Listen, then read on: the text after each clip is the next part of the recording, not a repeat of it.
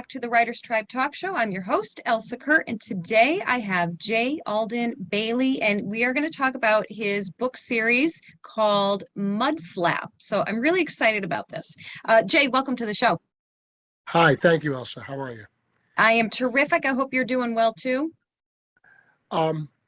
Yes, I am great. Love it. Yeah. Oh my God. I have so many questions, but I am going to let you do most of the talking if you don't mind. The first thing I want to know about is how you came up with the name Mudflap. What is Mudflap all about? Well, that is the perfect question because I had a character idea concept, and that's why I wrote the book.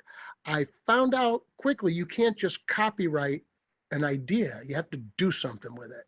You can have the greatest idea, or even when it comes to a trademark, you can't just have a trademark and then file it and not let anybody else use it. You have to use it in commerce for it to be valid. And same thing with the copyright. You have to do something with it, then it's yours.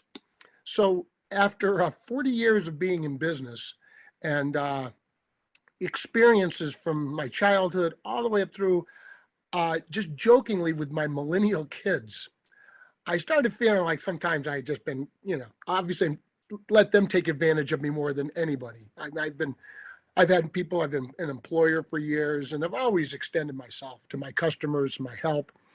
And so just jokingly, I started calling myself Mudflap. I said, because I'm under the bus all the time. So, and then the more I started thinking about it, I started thinking that, here's a saying that we all use. It's national. It's on the TV. Trump throws so-and-so under the bus. Senator, this and that. I mean, it's in the media. It's in our culture. Thrown under the bus. The more you watch, it's on TV all the time. They say it. It's a commonly used term, and no one connected a character reference to it at all. There was nothing that no one ever used it. So once I figured that out, I said, whoa, then I stopped talking about it. And I had a surgery coming up where I was scheduling it in the winter because I'm an arborist. I'm a tree cutter by trade. I'm self-employed for 40 years and in West Hartford, Connecticut, mainly is where I work. And so I was going to get a scheduled time off. So I had it in my head that during the time off, when I was laid up, it was a hernia surgery. So I wasn't going to be able to lift anything up above 10 pounds. So Definitely not a tree. The tree thing was out. That's right. And so I had the idea, so I'm going to write a book then when I am laid up. So I had it in my head to do it. Then when I went on the internet to start to try to get the book published, it was a mess of the pop-up ads asking me questions about, oh, what about your book? Tell us about your book. When I was going to the Library of Congress and the copyright site. So I went personally to the Library of Congress with my manuscript. And I stopped along the way, got 1,000 books printed and 200 hardcovers to go with it. So 1,200 books. I put on order to be printed, never even talked to Amazon. I didn't want to talk to anybody because there's been some horror stories of people that have good ideas, go to mainstream publishing, are poo-pooed after years, and all of a sudden their ideas pop up in another format. It's not, It's not impossible. And the music is full of plagiarism too. Right. And also my idea is so simple, anybody could say, oh, that was my idea. Because it's just so easy. And that's like the easiest things are almost the best. It wasn't true. Really. That is so true. You're so right. So you were wisely very protective of your idea, and you made some really good points there that a lot of people don't think that far ahead. So that was fantastic foresight as to how to protect your work, because we see it all the time there, especially with ebooks. It's so easy to plagiarize them and to just simply steal the entire content, and for people to put them on sites and make money off of your book, and you get nothing out of it. So that was really, really smart. Oh God, yeah. And especially if you have like a James Bond or some character you're thinking of, you want to protect that. Right. And if you have an idea, it's easy to copy an idea, and it's flattering to be copied, but to have an original idea is actually tricky to come up with. Very Yeah. true. Yeah, and yours is absolutely an original idea. And I have to say, I use the phrase under the bus. I use it a lot also. See? I'm notorious for saying that I throw myself under the bus time. So as soon as you said that, I was really chuckling to myself. I'm like, oh my God, that is so part of my vocabulary. How brilliant is this concept that you had? Right. And the simplicity is what makes it fun too, because like Yes, so it's relatable. See, you're hitting it absolutely. right in the head. And that's what I tried to make the book relatable too. So I didn't really even know what I was going to write. I sat down after my surgery and I kind of uh, I had notes and I really didn't know what to even do with them, to tell you the God's honest truth.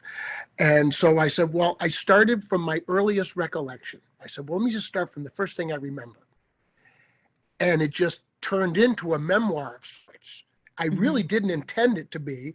I just was starting it from, scratch, so to speak. So then it just, with no block at all, 47,000 words. I wrote the book in 3 weeks.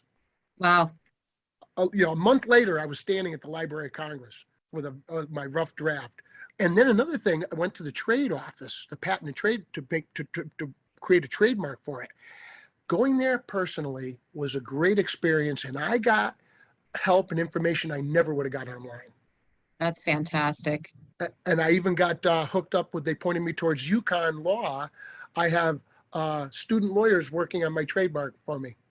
How about that? Very, very cool. Yeah, you took it to a degree that most people honestly do not. They go online and a lot of people, I think they get scammed by some of these sites because there's a scam for everything under the sun. And I know of people that pay these companies an exorbitant amount of money to do something that they can and really should do on their own for themselves, instead of trusting these companies who take your money, and then also of course they're charging you to do this task, which they're an unnecessary middleman. But yeah, you Now were.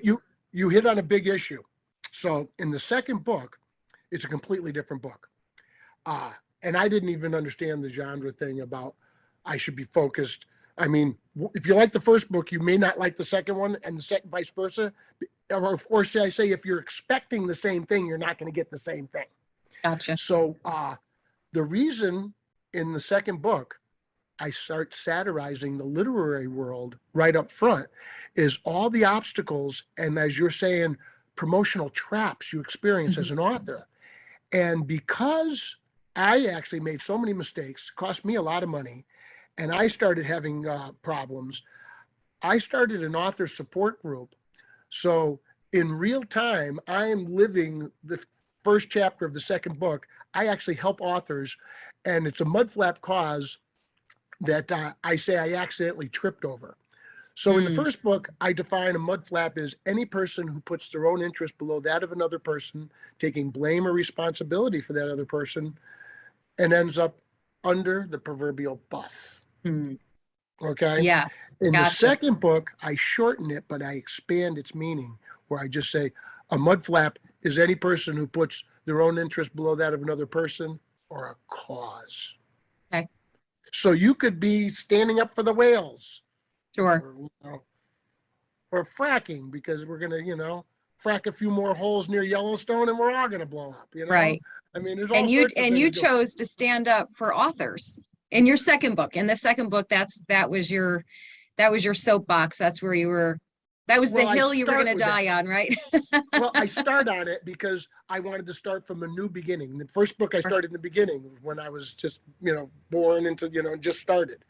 And in Right. the second book, I said, well, where do I start now? It's a new beginning. My Hmm. experiences after becoming an author. So the Okay. first ones Yeah. I go after is I think it's funny. Not all the literary world is laughing, but No, I would imagine that they're not. Now let me go back to your first book for a minute. oh You yeah, you that is said really a cuter story. Uh, you said, you know, you liken that to it's a memoir essentially, but it's written in Right, third person. It's written from the perspective of Mudflap. So right. Mudflap is telling your story, basically, right? Or I'm telling Mudflap's story, You're telling say. Mudflap's story. Okay, gotcha. Right, It is, and I read your bio. I cheated. I read your bio. And well, that's not really cheating. That's doing research, right? That's doing right. due diligence, I guess. You have quite a story. Your life story is pretty fascinating. And as I was reading it, I kind of laughed to myself, and I said it to you before we went live. I'm like, gee, this is the stuff that books are made of and movies are made of. So just out of curiosity, do you have any thoughts or ideas of turning? Because that's an author. I won't say all authors, but that's a lot of authors, myself included, a dream to see their book turned into a movie. Is that something you could ever Well, envision? right, right. It's every author's dream. We all want to be and but what's interesting about my the concept, and as we talked about, it's relatable, is that it may be a movie and may have nothing to do with me. You Hmm. know, I could be in it. It could be my story. Hmm. But I'm not saying I have the best Mudflap story. I'm not saying I'm the best author, but it's definitely my idea. Hmm. So I would be in on it. An interesting book. Uh, you ever hear the book Educated? Yes. It was pretty famous. Yes. She got noticed, and she's Hmm. in the big literary world. Well, Right. she's got a heck of, you know what it is? It's a Mudflap story. Ah, yeah. So so as you see the different things, it is very relatable. So yes, Mudflap should be a movie. Whether it's about me, I don't know. You hit on the magic word there, which is relatable. And you know, yes, we do read stories to their escapisms. You know, we escape into a story, but we also like things that we can relate to and see ourselves in. So I think that's a really important aspect of your story, of your books, that it is relatable. The experiences are relatable, or the emotions, even if the exact experience isn't necessarily relatable, you can relate to the feelings and the emotions and the journey that, you know, this character is going through. And especially if you're a mudflap, especially if you do what a mudflap does, it's like the song of your people. Right. And then Right. um you'll get some surprises in that first book. We don't want to do any spoilers, No but spoilers. if what is that one of the things I point out is that you can actually do things that people say you can't. I mean, if you believe in yourself and you believe in even the people around you, you can get things done that are considered impossible. Well, I love that theme and that message, and that's not only in your books. I see that you were in some author groups together, and I am very well aware of how encouraging and inspiring and uplifting you are to your fellow authors. So you truly do. I am a witness to your natural tendency to, you know, put the proverbial hand up for people to help them up and help them grow, which is especially awesome because you're in the process yourself. So not only are you climbing and taking this journey, you're bringing other people along with you. And I think that is so admirable and so cool to watch. So I wanted you to know that I am well aware of that. I see it. Well, yeah, and I see, a lot of authors have great ideas. They want to just write their books and get their idea out there. But when they're doing it, they really had no idea of how to market it. And they're Right. lost when they come up to and the promo traps are everywhere. And like Yes. search option optimization companies, you can just pump you dry. You'll never see a royalty for the rest of your life paying those guys. Like I found out very quickly that they couldn't get my name to be the top of Google because there are so many other Jay Baileys. There's a Mm, couple of them that clearly pay to be on the top of that list all the time. And there's, right. it's actually a more common name. I never thought it would be. It's a more common name than you might think. Go So figure. that's why I like to throw my middle name out there because that's the only way you'll find me through Google. Because if you Yes. just did Jay Bailey, there's just too many others. Yes. There's So if you some type artist, in Jay Alden Bailey, right? right, Hmm. right.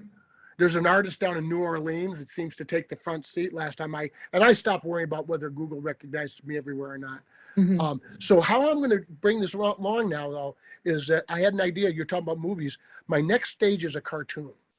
So I'm having a little Oh, satire cartoon, but oh, that that's sets the cool. stage for animated features and movies also. So now that's where in the trademark, I'm holding that next level. I've already a registered trademark because I've sold the paper goods, nationally and some even international sales. So Wow. um, not many. Believe me, the numbers are low. Listen, listen, it all counts. You get to say international. If you sold one internet, you get to say international. That's like, the minute you publish a book, you get to call yourself an author. I have lots of writers who, hesitate to call themselves an author because they're self-published. I'm like, no, no, no. You're published. You are an author. You wear that badge proudly and, say it loud because you're real. And my own wife hesitates still. You're most skeptical. Your own family's the most skeptical of you. That Oh, is that's a very guy down the true. street. That There's is no, very, and, very true. Yeah, and your own friends I and family the least. absolutely. I hesitated to tell friends and family that I had, written a book, and we're going back a long time now, but and I finally started telling them, everybody's saying, you know what it is, they're either really mean or they're really polite. It's one or the other. No in between. There's no gray area. And and And the they polite ones, you would don't know what they're thinking. They're rolling their yes. eyes. Exactly. They're like, "Oh, that's nice." And then they're, talking behind your back like, "Who does she think she is?" Right? But at least they're saying it's nice. Yes. And so Yes. then now another thing, I got it like the bad review I was telling you about. Oh, They yeah. said something, they say something, I think even about me firing clients. It was a joke at first. He bullying his clients into buying books. It was a joke at first, but the reality is they didn't get fired for not buying the book. They get fired for Right. being crappy. And I don't like Right. them. How They're mean. talk to me about your feelings about bad reviews, about reviews in general, because I know after I published my first book, I I dreaded the first bad review so much that I actually got to a point where I wanted one just to get it out, just to get it done, like to see how I would feel and how I would handle it. Tell me about how the bad review Well, for affected one you. thing, all right. Now, so we're supposed to keep this short and not bore people, but reviews are overrated, and 90% of the books out there that get 5-star reviews, I don't think deserve them, mine included. Right. You know, Okay. and so I think it should be 5 stars. Should be like in gymnastics, a 10-10 is like really unobtainable. Like Right. only the very few make it to a 10-10, and even that, Hmm. do you really give them 10-10? So it's like, um, the bad reviews can be good. Did you know Catch 22 was Hmm. originally given a bad review? Oh, yeah. Wow. So you can't go by the bad reviews. And but your book should create some emotion with somebody. And Right. a bad review doesn't hurt you, but I think the review can be a little overrated. Do like Amazon, the way they don't let authors swap reviews Hmm. because then there's bias. And if you're paying for a review, sometimes that paid for reviewer might not like your genre for one. Right. Maybe want to justify their own intellect and have to put it down. So I don't really like paid Hmm. reviews that much. I think some of them are good, but honest reviews from readers are the best. And Right. I wouldn't obsess over it. Like my bad review is actually good because there's a whole bunch of good reviews. So the bad review out there that I do have almost makes like, well, I'd like to have my own opinion on the subject. It might Right. cause me to get books sold. Yes. Yeah, I've actually heard that before. I've heard other authors say that, and very pretty famous authors too said, go ahead, leave a bunch of bad reviews. It'll spark interest. People will say, "Oh my God, what was so bad about this book? I might have to see for myself why they hated it so much." So Right. yeah, I agree with you. And I haven't, I told you before we started, I have about 25 books out. I haven't read a review in I don't even know how long. I think I had to read a couple because I needed to share them for promotional purposes. But generally, I still request them. I still ask readers to leave reviews. But what I always say is the reviews aren't for me. The reviews aren't about me. As weird as that sounds, it's for other readers. So, I Yeah. try and take myself out of it and say, this isn't, they're not even talking to me. They're talking to other readers. So let them all make their own decisions for themselves. But yeah, to spare my own feelings, I don't read reviews. And Yeah. even on the good end too, like I don't want my ego, if I'm getting good reviews, I don't want that to, inflate my ego either, stay humble. Victorine Liskey, I recommend Whole Book Marketing a lot. She's very gracious and she helps everybody and she's successful. And she said reviews are overrated and stop chasing them after 20 How about because that? you only need so many. Another thing I found, if you look at the long reviews are mostly made by frustrated authors. Maybe reviewers or editors that wish they could be authors, just like my bad review. And actually the lady hated it so much she made a big point of making a long review, which is great. Um, and then they put spoilers in. A couple of my longest reviews I don't like. The best thing you can just do is say, "Wow, a great book. I couldn't put it down." I actually downloaded Victorine's book on your recommendation, so I look forward to reading it. Yeah, I Looks call really her the good. genre queen because Nice. she actually pointed out that like I made a big mistake. One of my big Hmm. mistakes she woke me right up to. I wrote a book. Remember, I thought it's relatable. Oh, it's such a great term, relatable. Sure. I thought, oh, everybody could get something out of it. But the reality is, there is no book for everybody. If you like romance, you're going to buy romance books. If you like mystery, you're going to go mystery, and so on. And so, when you write a book that you think everybody's going to read, well, guess what? You wrote a book no one's going to read. Right. So I had to figure out. She helped me actually after reading a book say, well, I really got to focus. Like, who do I sell this to? So I Yes. call it humor, satire, and then self-development. Not Nice. necessarily self-improvement, Hmm. because you might not need to improve or self-help. Let's put it that way. It's not self-help. You might not need help, but we all could use improvement. Sure, we could. So self-development is where. So I tried to put it into some kind of focus, Right. but then Yes, it's the people, satire. and you're so right when you said that, and it's not just you, it's for every author. We want to appeal to a huge audience because we think that means we get more readers, more buyers, more readers if we appeal to more people, but you really benefit more when you pinpoint your actual audience, which is very difficult. It's tricky. It took some time, right, to narrow that down, I would imagine. Well, because I thought that I was first using the keywords trying to be as broad as possible, Right. and actually I was hurting myself. Yes. Yes. Because I hit on all sorts of issues: parenting, education. I pick on business and banks and different issues of things that could happen. And I as I go along with the story, I have themes and different, but they're not really what the book's about. Right. They're only portions. So I keep chopping it up, trying to like give a little bit to everybody. But in the end, I was diluting it so much that it might not get. So what do? It's actually just stick to the humor and satire, because I'm making fun of things that aren't really that funny. Right. As Right. life throws stuff at you, what do? You can't cry. You got to pick yourself up and keep going. Yep. So I guess I'm now, and in my cartoons, the same thing. Through satire, you're kind of you can make people laugh and hit home important points. And isn't Hmm. that what all the great comedians do? I mean, the Daily Absolutely. Show or whatever, they're talking about serious issues. Right. And Right.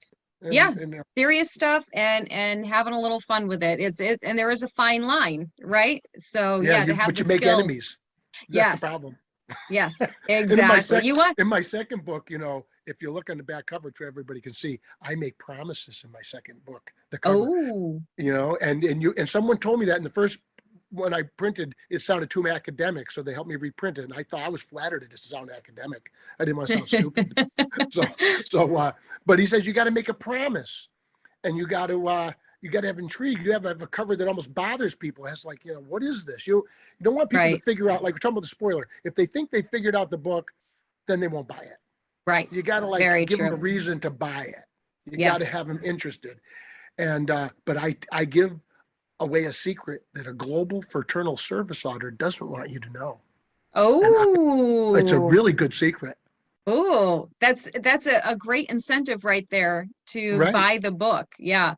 That's awesome. And it's going to be when this is live, that book cover is going to be right dead center of the two of us as we're speaking. So everybody's going to know exactly which one we're talking about, That's just the so you blue know. one, the second book. That's The gloves yes, come off. yes. Now the second one, I did see we talked about it very touched on it briefly that you went full on to the traditional publishing industry and all of that. So tell me a little bit about that. Tell me what got you riled up with the publishing industry.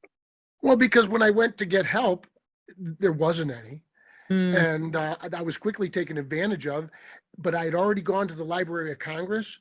And right. when I got involved with a publisher that I explained I already had the rights, and then they try to say, well, you get to keep the rights, but then they handed me a contract that was taking all the marketing rights.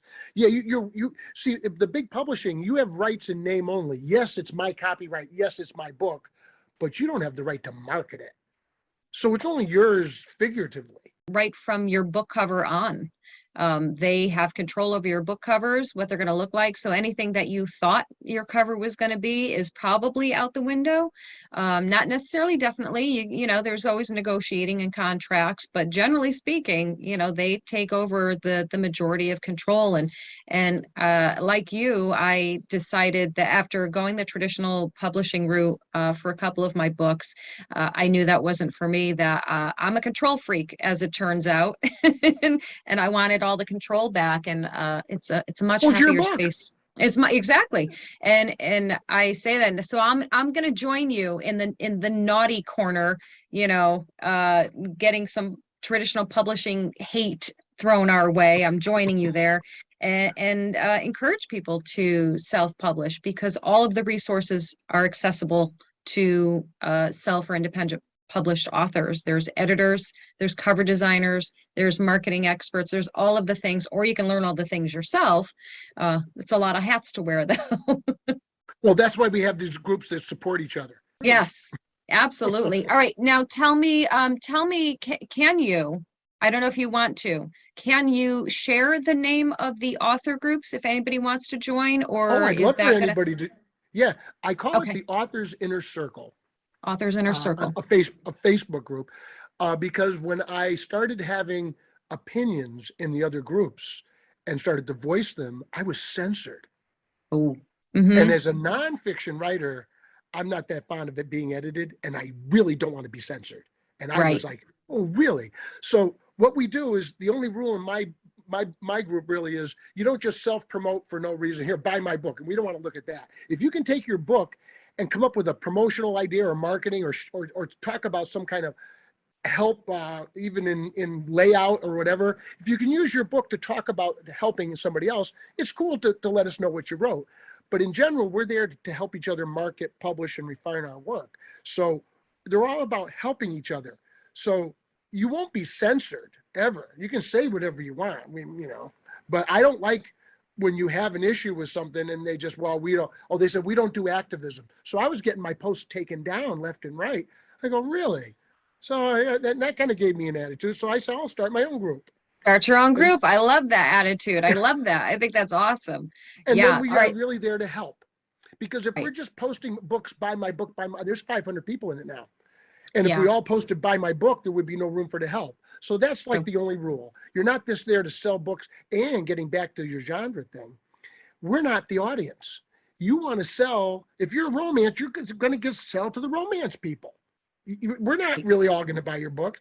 And like, I don't like S&M romance novels, Mhm. but I would never censor them. I don't read them. Right. I'm not the biggest horror fan. I don't, I'm not a cozy book mystery. Cozy book mysteries are cute.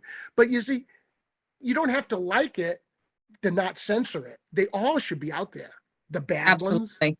the good ones, or who's bad? But Yes. It's all funny was subjective, right? well, you know what? My first book, I would say more of, I watched my own writing progress. Even at the end of the book, I thought I was writing better. In the second book, the content's a little more off the wall. I'll agree with that because I got to go after a few issues, but the writing is much better. Nice. But Yes. I kind of think that my first book, since it's so honest and right off the cuff, it's kind of like that B movie that Arnold Schwarzenegger had, Conan the Barbarian, Oh, yeah. and Mel Gibson had Mad Max. Now, Yep. neither one of those guys look back and say, hey, those are my greatest work. No, if Right. anything, they're kind of like Conan the Barbarian. Yeah. Like, are we still talking about Conan? Arnold doesn't want to. But those launched those guys. Their Yes, careers took off with those. that's so true. I think my first book is going to fall into that. It's kind of like a cult classic. Sure. That's a Yeah. great perspective, you know, because I know when I look back on my earliest work, my first books, I've gone through those cringy moments of like, oh God, should I just pull them? Because I know they're not my best work. You know, same as you have, I've grown with each book. You know, I've learned more. I've understood the craft better. I've become more of an eloquent writer than I was, a more concise writer. You know, so it does make you at times go, oh, I should just get rid of that. It's so embarrassing. But what a great perspective to have on that like this is your beginning and this is the evolution. And if anybody chooses to stick with you through your writing journey, you know, they'll see the growth too. So just let it be what it is and improve on the next one. I think that's awesome. But I'm going to ask you two last questions. The first of the last questions is, will there be, I know there's a cartoon series coming, but will there be another Mudflap book? Since I'm nonfiction, I Mhm. need some more time. Okay. That makes sense. Everything you say could be in the next book. Oh, So you're going to tell so everybody what it about that is, foul-mouthed female you were talking to? well, you know what? You got to be careful. What? Absolutely. Jay, tell everyone where they can find you. Where can they find your books? If you have a website, go ahead and plug yourself. All right, so it's easy to find me on Amazon, Jay Okay. Alden Bailey, Mudflap and Mudflap the Gloves Come Off. My website, just because the copyright, the trademark character is a little guy hanging off the back of a big truck tire. He has a cape, which is like the Mudflap. So, you know, that's the trademark. So since he's kind of like a little superhero in the trademark, I call the website mudflapthehero.com. Nice. It's not really the name of the book, but he is kind of, Right.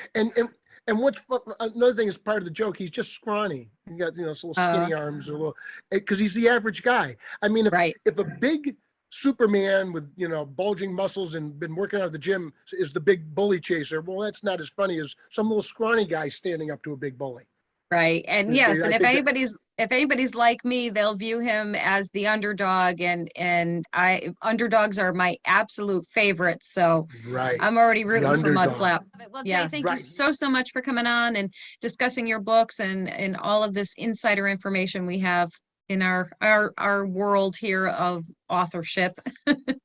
And thanks for helping everybody too, Elsa. I see you out there. You're always helping people. Thank you. I I see it appreciate all it. the time too. Okay. Thank you very much. I We're a appreciate it. team. Until next time, You got it. Okay. take care. Peace. Bye.